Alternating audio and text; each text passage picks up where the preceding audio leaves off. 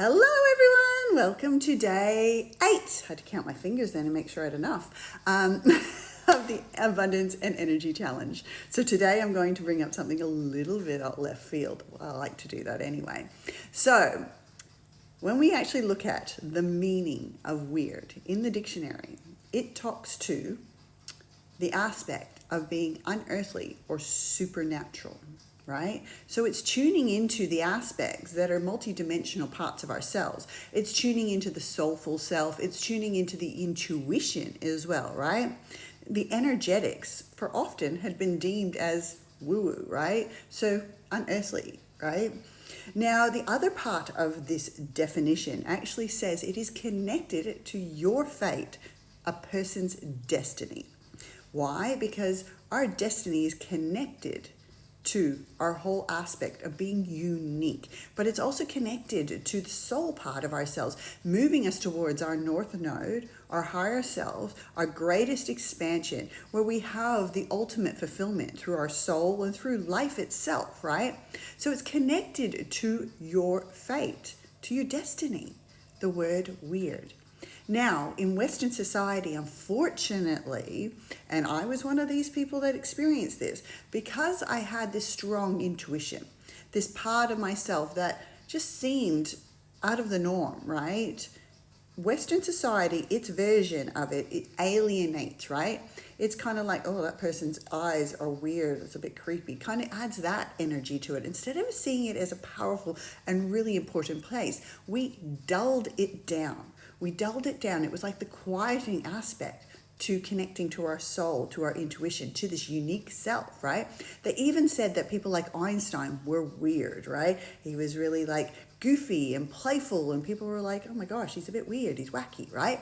But he was super tuned into this other dimensional part of life that flows through us.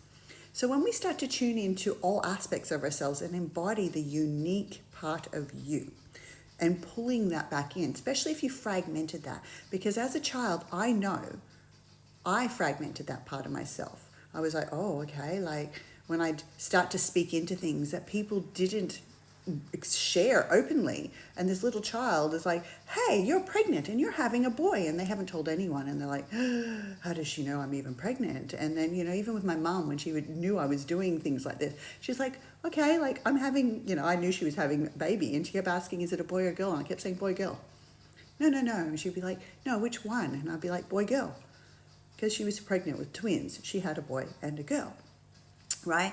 But as I kind of started to grow, and I guess it was probably around the age 4 or 5 when I feel into it, I started to know people's reactions to me just naturally speaking into something that seemed out of this world. Oh my gosh, well, how does this child know things that are not seen with the physical eye?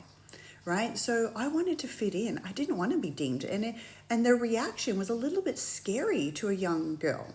Now, many people that are supernatural or spiritual or unique or weird, at a young stage, they were in families or religions or things that they actually just felt like they didn't fit in. They felt like they were the black sheep, right?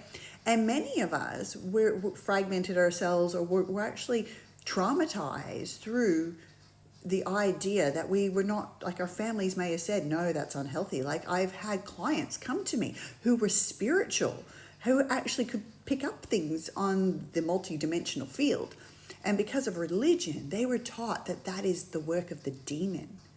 So as they got older, they kept seeing these demon energies in the room. It was only pieces of themselves that they had fragmented, and were told that those parts of themselves are demon, right? So knowing that this can happen, we can be fragmented from the energy of being told that that's unearthly, weird, or unique, calling these parts back into yourself. Because our intuition works the strongest through our solar plexus. What I call is the I am center. It is the gut feelings that we get. Now, we can sense it through other aspects of the body, so it's not just connected to this part. But people who actually have low self-esteem, so a low sense of self, and do not trust themselves, are seeking validation outside themselves. When they get these intuitive hits, They unfortunately seek guidance outside of them. They listen to their head because they don't trust this part of themselves. They don't trust their intuition, which actually blocks them from having an absolute magnificent life and actually can prevent you from having multiple mishaps and challenges. I know if I'd listened to my intuition much earlier, after I'd shut it down, so many times I would meet somebody and I would just know that I shouldn't trust them, or I could even pick up that, they were deceitful, but they were in my social groups, and, I wanted to be liked as well, and they seemed to be one of the ones that, most people were liking, and so I didn't trust myself, and later on I found out that actually I was right. These people were not in alignment to their integrity or to other people's integrity. So what I'm asking here is that you guys tune into calling in the fragmented parts of yourself, calling in your soul self, calling in the unique aspect, learning to trust in yourself. Now, we've talked about the nervous system and trying to regulate this because it doesn't trust things that are translogical. And a lot of the time your intuition is translogical. It doesn't necessarily make sense to your mind, right? It's not deemed the normal aspect or the normal path sometimes. And this is actually where things become weird. It's a little bit unearthly, like we're walking a path and trusting in a part of ourselves that we not necessarily can explain to others. Hey, I don't know exactly, but I just feel I have to go this way. I just feel that I have to meet this person. Hey, I just feel I need to do this program. I don't know why. And trust me, every time I've done this, and some of the times it's been like, oh my gosh, why am I going into this program?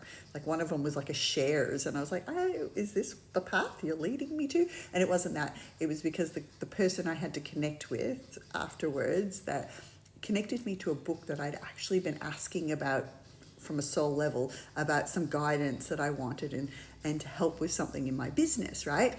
And so he gave me this book that was like $9 online or something, but oh my gosh, like $1 million scripts and things like that in it.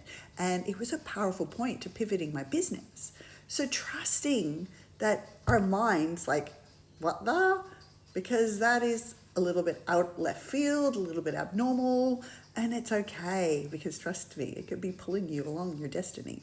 So that was a unique one today, and it was very, intuitively just picked that up today and was like, I need to share this for day 8. So energy and abundance. If you want to have lots of abundance in your life, you need to trust your intuition. You need to trust in yourself. You need to open your solar plexus up, listen to that internal guidance, and be unique. Be translogical. Do things that feel a little bit left field, but trust your intuition in the universe. When you have a belief that says that the universe is always supporting you and your soul always knows what's best for you, yes, sometimes it leads you on a little bit of a challenge, but to level you up, okay? There's this mishap that sometimes people think that your soul's only going to ever do, it's always doing what's good for you, but it doesn't always mean that it's not going to challenge you. Yeah, but it creates the best healing and the best life when you take its path. Right? I tell you what, healing some of my trauma was not the easiest things. I've had relationships that have really, allowed me to heal ancestral woman's wounds, betrayal and all the disharmony in the masculine and feminine. That wasn't easy to go through, but it allowed me to call in even more beautiful people and even more better relationships. So trust your intuition.